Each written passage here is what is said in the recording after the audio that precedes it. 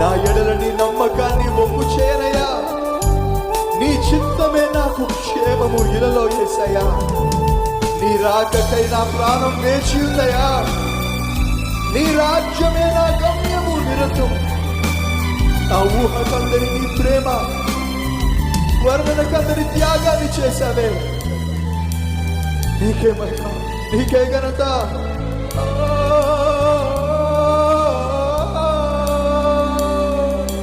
నా ఎడల నీ నమ్మకాన్ని ఒమ్ము చేయనయ్యా.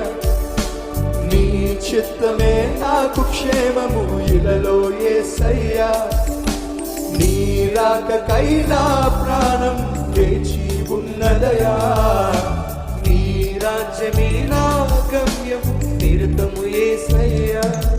నా ఊహ కందదు నీ ప్రేమ ఎన్నడు యేసయ్యా. నా వర్ణన కందని త్యాగాన్ని చేశావు యేసయ్యా.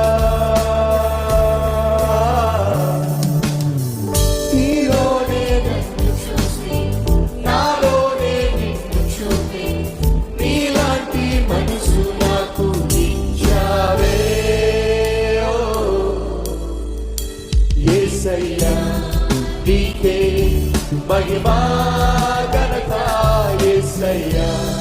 నీకే మహిమా ఘనత,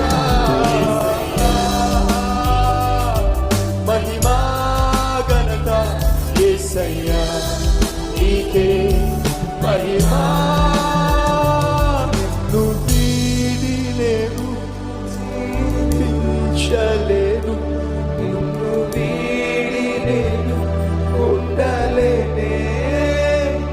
నాలోనే నిన్నునే దాచుకున్నాలే. నాకంటూ ఉన్నది నీవేలే. నీలోనే నన్ను చూసి, నాలోనే నిన్ను చూసి, నీలాంటి మనసు నాకు ఇచ్చావే యేసయ్యా. నీకే మహిమా ఘనత యేసయ్యా. నీకే మహిమా ఘనత యేసయ్యా. నీకే మహిమా ఘనత యేసయ్యా. నీకే మహిమా.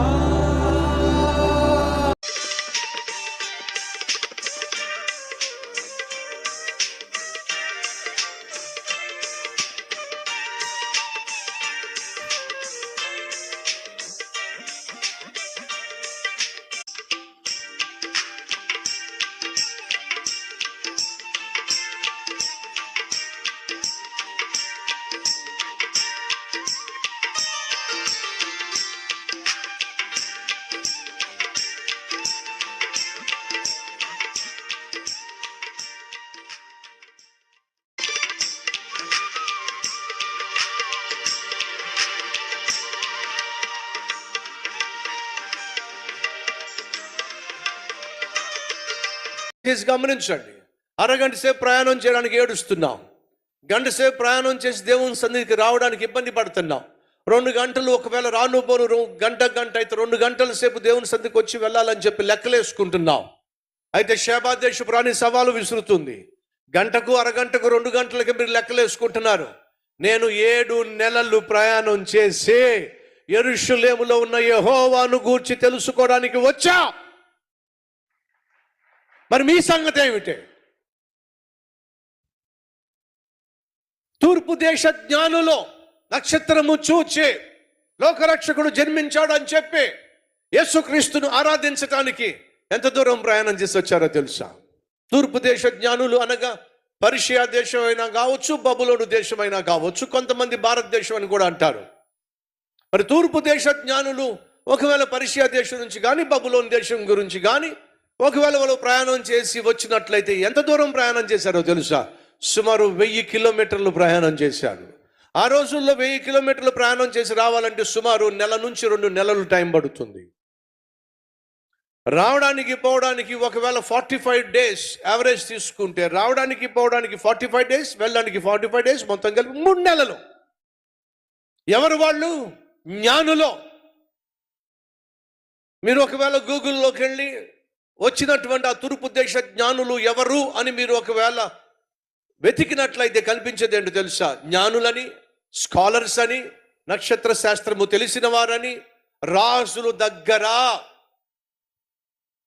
సలహా ఇచ్చేటటువంటి సలహాదారులు, రాజుకు ఆలోచన చెప్పేటటువంటి జ్ఞానులు, రాజ్యాన్ని ప్రభావితం చేసేటటువంటి జ్ఞానులు వాళ్ళు. ఎంత దూరం ప్రయాణం చేశారు? 1000 కిలోమీటర్లు. రావడానికి పోవడానికి ఎంత కాలం పట్టింది? 3 నెలలు పట్టింది. ఎవరిని చూడడానికి వచ్చారు? ఎవరిని ఆరాధించడానికి వచ్చారు? యేసుక్రీస్తుని ఆరాధించడానికి వచ్చారు. వారు ఆత్మీయులా, అన్యులా? అన్యులు. కానీ సత్యమును గ్రహించినప్పుడు, నక్షత్రం పుట్టినప్పుడు, లోకరక్షకుడు జన్మించాడని గ్రహించినప్పుడు వాళ్ళు సుమారు 1000 కిలోమీటర్లు ప్రయాణం చేసి బెత్లెహేం వచ్చారు. అడుగుతున్నా ఈరోజు, ఎన్ని కిలోమీటర్లు ప్రయాణం చేసి వచ్చావు? ఎంత సమయం ఖర్చు చేసి వచ్చావు? ఒకసారి ఆలోచించు. అటు జ్ఞానులు మనకు సవాలు విసురుతున్నారు, షేబాదేశపు రాణి మనకు సవాలు విసురుతుంది. ఏడో తెలుసా? సొలొమోను జ్ఞానాన్ని తెలుసుకోవడానికి 2400 కిలోమీటర్లు రాను, 2400 కిలోమీటర్లు పోను, మొత్తం కలిపి సుమారు 5000 కిలోమీటర్లు ప్రయాణం చేసి వచ్చా. 10 కిలోమీటర్లు, 20 కిలోమీటర్లు, 50 కిలోమీటర్లు, 100 కిలోమీటర్లు దేవుని సన్నిధికి రావడానికి పోవడానికి మీకు కష్టంగా ఉందా అని ప్రశ్నిస్తుంది. ఏమిటి జవాబు? 1000 కిలోమీటర్లు ప్రయాణం చేసి వచ్చాం, 1000 కిలోమీటర్లు ప్రయాణం చేసి వెళ్ళాం, మొత్తం కలిపి 2000 కిలోమీటర్లు ప్రయాణం చేశాం. 3 నెలలు పట్టింది మాకు దేవుని దగ్గరికి రావడానికి, ఆరాధించి వెళ్ళడానికి. గంట సేపు ప్రయాణం చేసి రావడానికి, 2 గంటల సేపు ప్రయాణం చేసి రావడానికి సనుక్కుంటారా ఏమిటి మీరు? గొనుక్కుంటారా అంటే ఏమిటి మీరు? జ్ఞానులు ప్రశ్నిస్తున్నారు.